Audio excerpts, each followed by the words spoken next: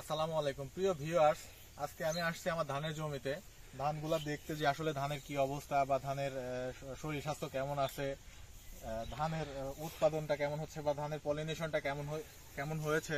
তা আমি এখানে এসে যা দেখলাম যে আমার জমিতে মোটামুটি সবকিছুই ভালো আছে এবং ধানের গ্রোথও ভালো আছে।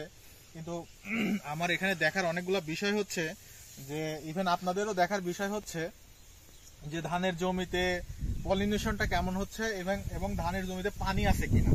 আপনারা এই সময়টাতে যে সময়টাতে ধানের থোড় বের হবে বা শীষ বের হবে, এই সময়টাতে অবশ্যই ধানের জমিতে 2 থেকে 3 ইঞ্চি পানি রাখার চেষ্টা করবেন।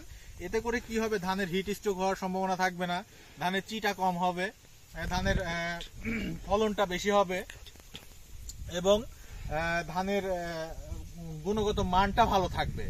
আর আপনারা অবশ্যই চেষ্টা করবেন যে সার ম্যানেজমেন্টটা ঠিক রাখতে।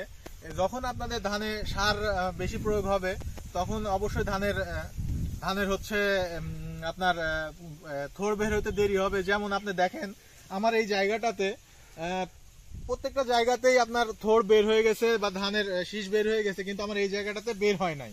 কারণ কি, আমি যখন সার প্রয়োগ করেছিলাম তখন কি হয়েছিল, আমার ধানের জমি এই জায়গাটাতে একটু নিচু, সেই কারণে আমার সারগুলো এসে এখানে জড়ো হয়ে গেছিল, মানে এক জায়গায় চলে আসছিল। তাই এখানে গ্রোথটা বেড়ে গেছে, গ্রোথ বাড়ার কারণে আমার ধানের শীষটা মানে ওইভাবে বের হইতে পারে নাই।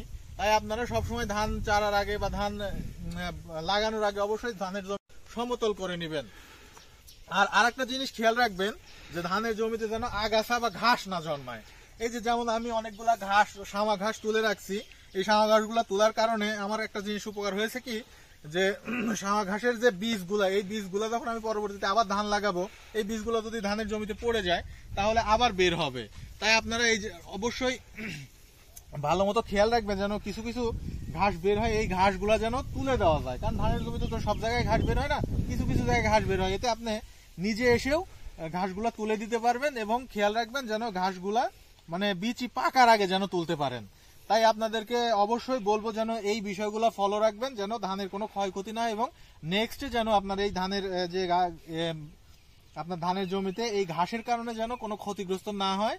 এবং আপনারা অবশ্যই ধানের পরিচর্যা নেবেন এবং সার ম্যানেজমেন্টটা ঠিক রাখবেন।